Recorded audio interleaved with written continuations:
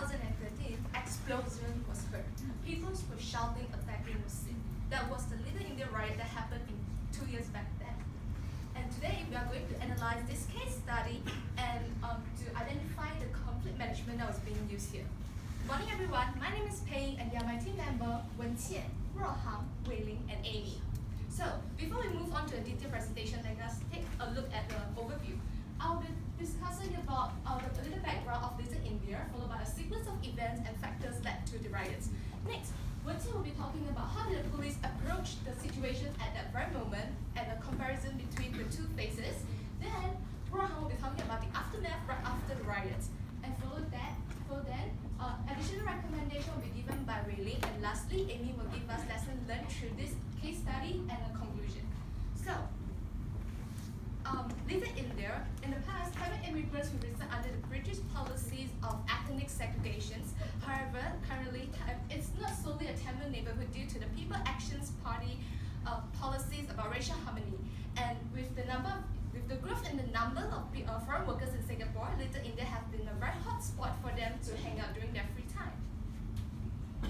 And so what happened was that the victim, Mr. Sabika, he jumped the queue to board the bus back to the dormitories.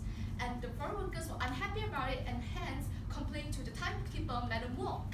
And Madam Wong does her job by informing one of the foreign workers to tell the victim to get out of the bus. However, after some dilly-dally, he was finally willing to come down by himself. And the bus driver, Mr. Lee, also did notice about his drunk act. However, he still waited for him to go down, close the door, check his blind spot before moving on. Never did he know that the victim was actually chasing the bus right behind him. And eventually, he lost his balance and fell, and he died instantly because the bus ran into him. And then the bus driver and few passengers came down to check on him. And the bystanders and other foreign workers were upset to witness such scene, and some of them turned their sadness into anger, and they went to attack the bus driver as well as timekeeper was being informed, and she went there. Then a good Samaritan actually rescued them from the scene and escorted them back to the bus while waiting for the authorities to arrive to remove the bodies and clear the scenes. Never did they know that the rioters went overboard and even attacked the authorities. And then a special operation command team was being called in to handle the rioters, and eventually it ended 2 hours later with some of them being captured. And so from there, we've managed to find a few factors that led to the riots. So firstly is the misunderstanding about the incidents and response. From here we can clearly see that there's a poor communication between all of them.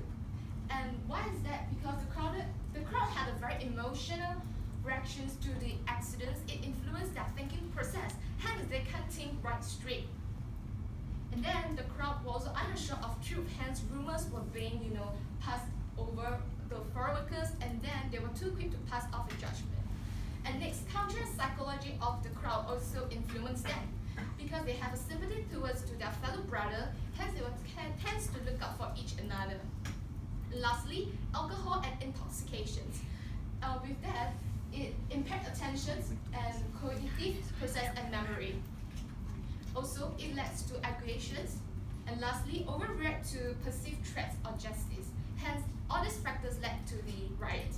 So next, Wenqian will be talking about how the police approached the situation at that very moment. Wenqian, please. Thank you, Pei. So I will discussing the police's response of the situation at the moment. According to the reported by the committee of the inquiry, there were two phases to the riot. The office from the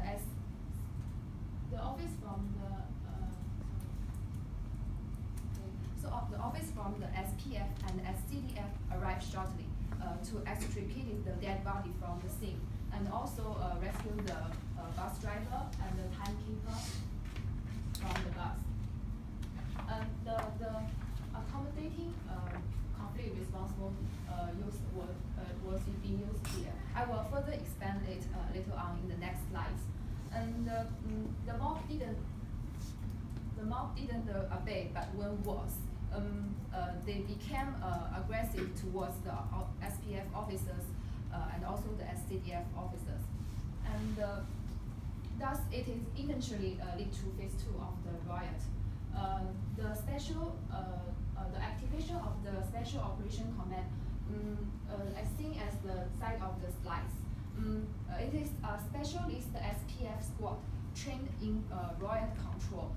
They use the pre-recorded message was being played from the vehicle's public announcement system, ordering the crowd to disperse. And many of the rioters had disappeared, but the remain of the rioters still attacked the vehicles and with the projectiles. Hence, the use of the tear gas and the arresting of the rioters had been implemented. The SOC troops advanced to different roads and sweep down the lane in order to capture the rioters. Then the rioters were fully to be dispersed. Then some of them surrendered and were being captured also. So the completing conflict response mode was being made here with the teamwork of the Ministry of the Home Affairs and the SPF and SCDF, also together with the 36th Police Force. The riot had lasted for 2 hours. So the next slide. There, from the phase 1, we can conclude that accommodating conflict response mode was being used here, but it's not suppressing the riot. From the results, we can see it is less effective due to the due to the unstable emotional condition of the rioters caused by the alcohol intoxication. And on the other hand, after requested for the assistance from the SOC managed to act a good self-defense and a very strong special expressing effect. They control the riot in a rapid way. So therefore, the combating mode was used here is more effective way to this riot during this case. So next, Rohan will share about the aftermath of the riot. Okay, thank you, Vincent. I'll be talking about the aftermath of the riot. As you can see from the photo, damaged vehicles and objects used as a weapon scattered around the street. And here are some data reports after the riot. Given the gravity of this, to give this case, the Prime Minister of Singapore, given the gravity of this event, the Prime Minister of Singapore declared the COI appointed to this case. And in addition, the appointment of the Central Narcotics Bureau as an investigative decision was made. The measurement and precaution was being implemented in order to maintain the public peace and restore the public order. From that, we could also identify the various conflict response that being implied during this case. First of all, to measure this case, the government installed additional lighting and CCTV cameras. And secondly, strictly against public alcohol consumption and set in place alcohol restriction. Hence, ban on the sale of alcohol was immediately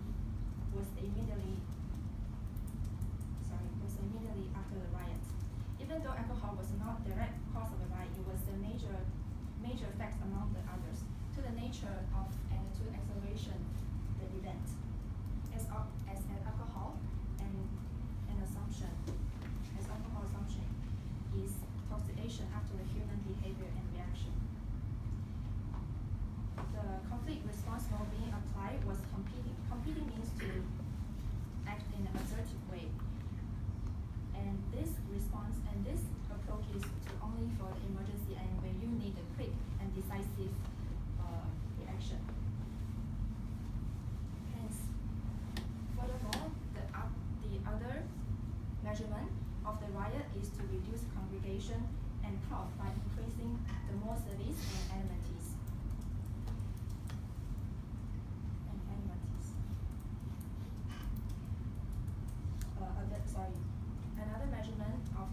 is to reduce confusion and crowded by increasing more service and amenities available to the foreign workers in the own dormitory and also to work a local community stakeholder. You can see from the photo, the foreign workers are able to enjoy the service and the amenity in their leisure time. And this measure is collaborating. You can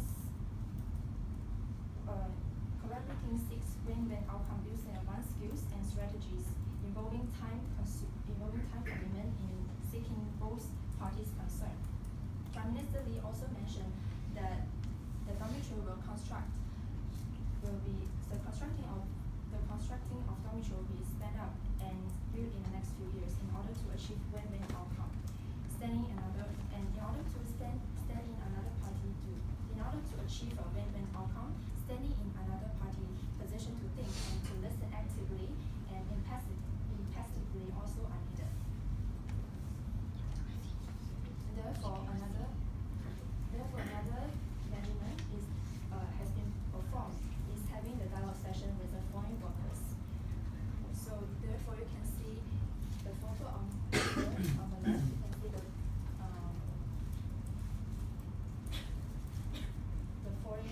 Minister of Law and Foreign Affairs, Mr. Shamugan, held the communication session with the Indian workers.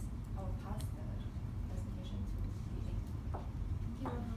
Okay, so I'll be presenting on recommendation that we further done. So according to Thomas Kuhlman complete modes, there are actually 5 modes. And they are competing, accommodating, improvising, combining, and collaborating. Okay, so actually this Riot has taught us a lesson.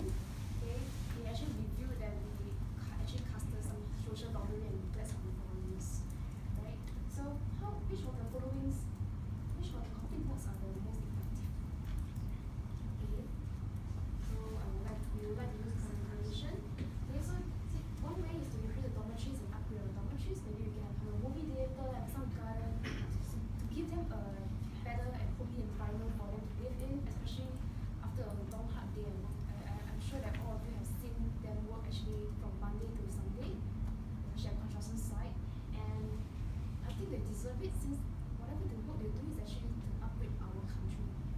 Okay, so we can also have to organize the events and workshop for them to educate them more about the laws about Singapore, and also, of course, the concept of Singapore, and to introduce our Singapore cultural game of 5 stones and chapter. And lastly, I think the most important is to have a meet the people session. I think they should have a voice. We should see some feedback from them and address some issues for them. Because they are actually living in the country, we should have some mutual interaction. Next, so what other response work that we should improve from our side, our Singapore side? Okay, after this Riot, I think we can improve the police communication, the command and control capabilities. We should train and equip frontline officers to deal with this kind of large-scale public order incidents.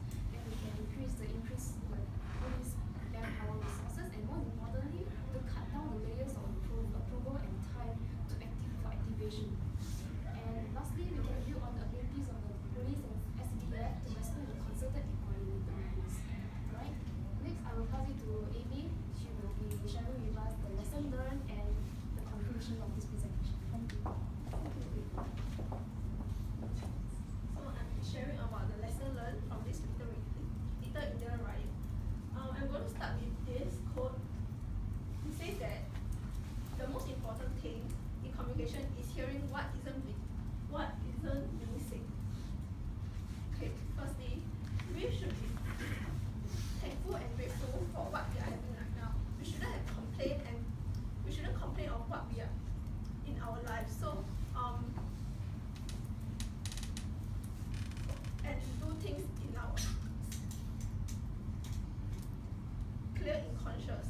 For instance, in this incident, we shouldn't put all the blame in all the foreign workers, as this incident is only done by a few foreign workers and not the entire foreign worker population. We should focus more on why this incident is happening and how can we prevent this incident from happening again. And after all, the foreign workers are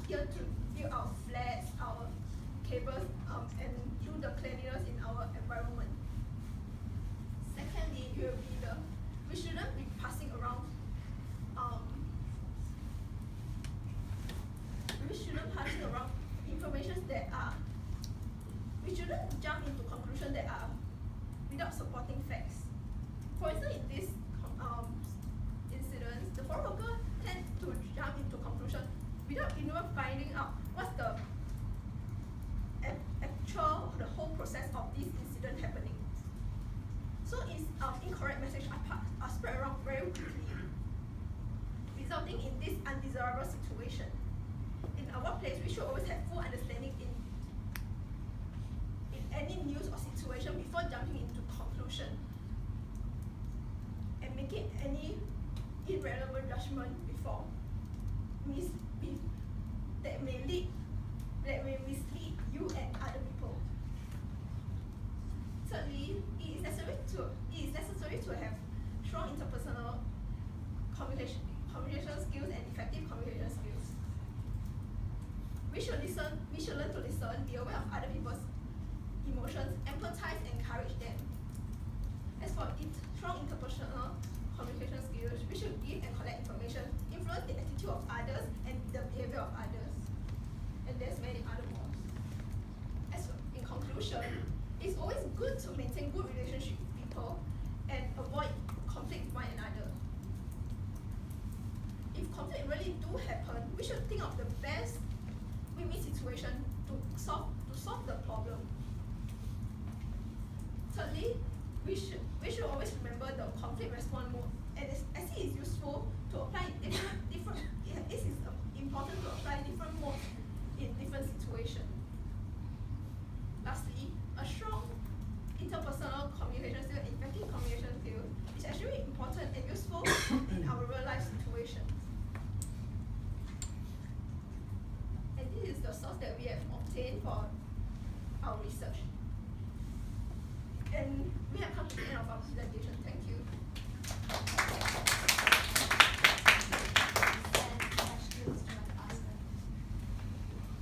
Questions?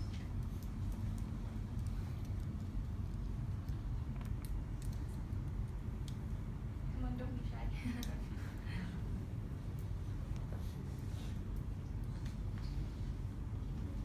Yeah? On the context of the riot, you mentioned a timekeeper. Like, who is that? Timekeeper is the one who ensure that this vehicle, right? For example, this bus is only can take up to 40 people. She